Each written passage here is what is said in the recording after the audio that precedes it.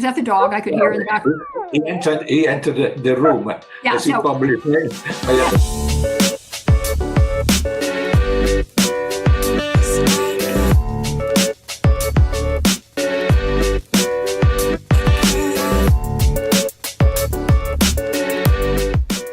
Well, welcome, Francesco. For our listeners, Francesco is the head of a global agency called IRENA. And I would love to start, because so many of our listeners are unfamiliar with what you do, both personally and in your organization. If you could just tell us about IRENA, when it started, how you got involved, and what your mandate is.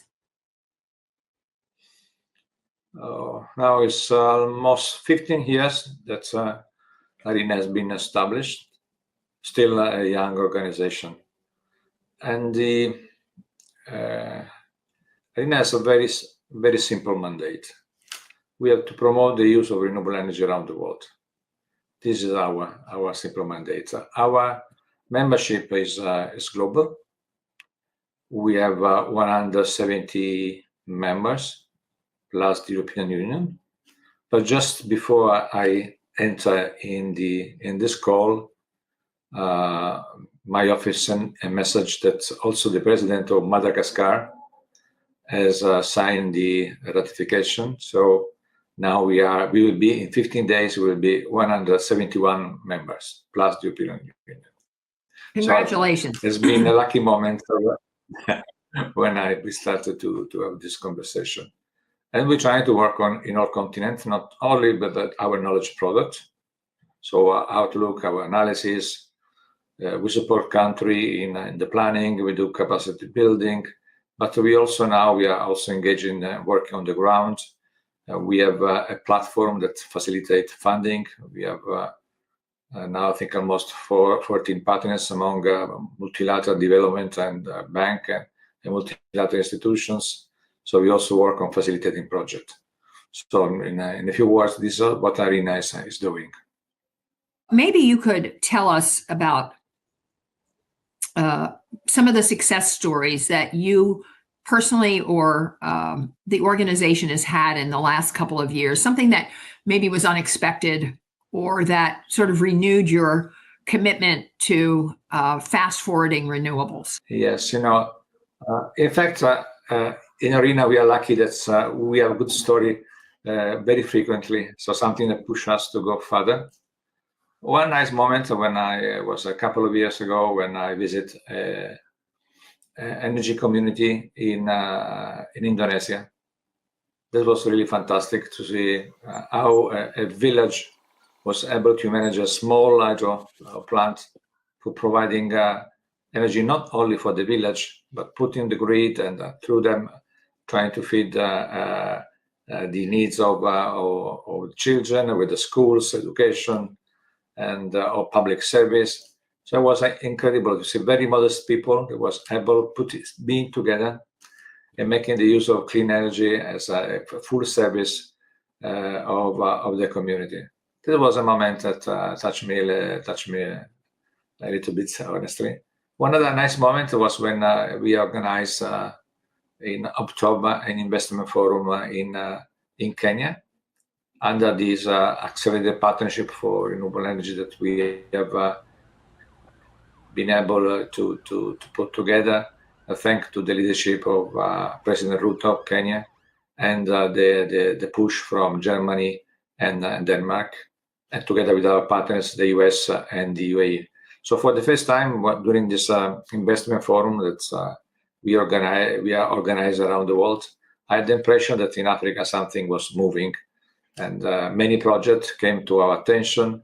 People was enthusiastically supporting those projects. The financier were carefully discussing and showing, availability to provide funding. I think was one of the good moments where our idea to work more on the ground too was really getting success and the feeling that we were choosing the right way to do things. So these are two moments that, for different reasons, I can present to you as my my good memories of this year, but we have very good memory, honestly. Also today has been really nice that we have this big country, this Madagascar, just joining before starting our conversation. And in the day we celebrate renewable energy and clean energy. That is also the date where IRENA was founded. This also was a nice moment to see that. We picked the right day to interview you. That's terrific. I did not know that. Yes, it's not exactly today, it's 26, but it's fantastic to say that the same day that IRENA was founded, we have the International Renewable Energy Day, the International Clean Energy. When I received the call that the UN Assembly has adopted, this was really great. Yeah, that's we have our 55th anniversary coming up, so I know how you feel. It's similar. One of the big questions, because we read about it every day, if you're reading the Wall Street Journal or some other conservative paper, you'll read about the impediments to expanding solar, but investors seem really bullish, if you will, stock market and small investors, big investors in renewables. Do you think we can really get to scale? And when, how, and which of the renewables you think you'd put your money on? First of all, the facts say very clearly, Kathleen, that we are going to a new energy system. So people can discuss, have a different opinion, but the reality is that we are moving to a new energy system, and this system will be dominated by renewables, complemented by hydrogen, mainly green, and the sustainable use of biomass. This direction of travel is there, and no one can stop it. So this process is unstoppable. We have assisted in the recent year new record of early installed capacity of renewables. The last year was a record 30% more than the previous year. This year will be another record. So there is no doubt on where we are going. The fact is that we live in a period where climate change is becoming the worst menace for the human beings and civilization. So the question is not where we are going, but if we are going there at the speed and the scale that is needed to fight climate change. To put in numbers, we know the IPCC, the International Panel on Climate Change, made clear that we get to get net zero by 2050. But in this path, we need to decrease our emission by 43% by 2030. So the question is, can we be able to accelerate our path, because we are in the right direction, but not at time and scale that is needed. So this is the real question we have to face. So, I mean, you represent so many countries, so this may be a good or a bad question, but I'm wondering for our audience, what countries are leading the way? Which countries do you think are putting the most pressure on the entire system to successfully to help sort of fast forward this vision of net zero by 2050, in your view? Countries or or systems? Today I met the Minister of Energy of Angola this morning, and they are doing a lot for going to renewables, for example. No, but the main actor naturally is China. Almost half of the market is China. And then we have seen that also the US is breaking new record of renewable installed capacity every year. The European Union. So all naturally, India is doing a lot. Still, they have to accelerate them too. We have this initiative of 11 countries today of the Accelerated Partnership for Renewable Energy in Africa, where they are committed to go net zero by 2050. So we have many pieces of continent and entire nation that are working fast but this is not enough. So all of them, also if they're doing well, they have to do more. Most important, they are also trying to give a hand, support the country that for the time being are left behind. We always say that Africa and Southeast Asia will experiment the most rapid growing in the demand of energy. So if we will not able to intercept the demand with clean energy, the Paris Agreement will have been only a dream.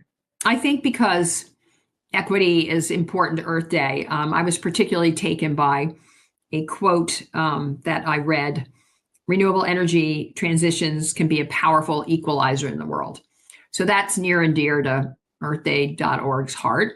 So maybe you can explain what you meant by that. So by definition, when we talk about renewable energy, we talk about a distributive source of energy. So every country has some potential for producing their own energy. And so this is avoiding that only a few countries may have, to say, the capacity to influence the market with their supply of energy. Every country has a certain degree of potential. And this is giving, also, for example, Africa, no? It's very poor, but Africa has the most important potential for renewable energy. So putting their potential in working will make the Asia a superpower on energy. And this is a way that we can, in some way, rebalance the distribution of energy around the world in a way that could be less unequal than has been in the past. So China has shown, for example, that thanks to their rush to the renewable energy, they are able to provide for their citizen electricity at a lower cost. We see that this is happening also in India, in a country that have some deficit, going for renewable. Kenya with geothermal. And now it's a country where everyone is looking for, not as a poor African country, but a country with a big potential, enormous potential. So in this way, the distributed source of energy may in some way make someone, in some way, everyone equal. I spend a lot of time, because our theme is renewable energy and I'm interested in it. And I can't quite put my finger on, if you had to name them 1, 2, 3, what are the impediments? Sometimes I think it's money. Sometimes I think it's political will. Sometimes I think it's a big world and people are going to invest where they can make most money quickly. What do you see as the impediment? Is it infrastructure, money, political will, all three things? There are three barriers that are structural. The first one is the infrastructure. Because, people often say that renewables cannot provide a base load, because they are variable. But what we have discovered or learned from the Ukrainian crisis, that also gas could be variable. So what makes the difference in the source of energy is the logistic and the infrastructure. So if I receive in my house in Sicily gas for my heating, it's because we have the infrastructure, we have the legal environment, we have the human capacity to make this possible. We have to have the same capacity to support the new energy system. This means that we need infrastructure that is interconnected, so the grid. We have sure flexibility, moving the electron or the molecule where it's needed. We need balancing, so the storage, for example. So this part is very important. But as you say, financial problem, no capital investment, but it's a question of the market. So the market should be designed in a way that we take our decision not on the basis of the marginal cost, but on the basis of long-term contract. We need new financial arrangement for de-risking more effectively the investment. And we need also, when we talk about a distributive source of system of energy system like the one funded on renewables, they need to be better managed, the just decentralized energy system. So we need also authority that have the capacity to do that, institutions that have to be able to manage the system. In the meantime, we have to take care of all the workers that are leaving the fossil fuel sector. We need to reskill them for entering in the new sector. Often you can hear the investor, the company say, we can do more, but we have not the personnel. So we need to reskill. And also I think that we have to think about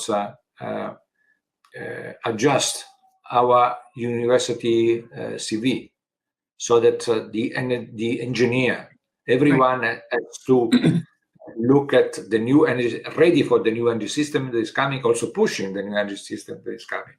So these three components, infrastructure, legal environment, human capacity, are the main barriers that we have to overcome if you want to go faster. We often hear from people who want us to promote, interesting new technologies. I'm wondering if you see any coming down the road that might be really exciting. I mean, obviously battery storage, expanding that, but are there other things that you hear about that I think our audience would love to know? What are the new innovations, inventions that you think will support expansion of renewables?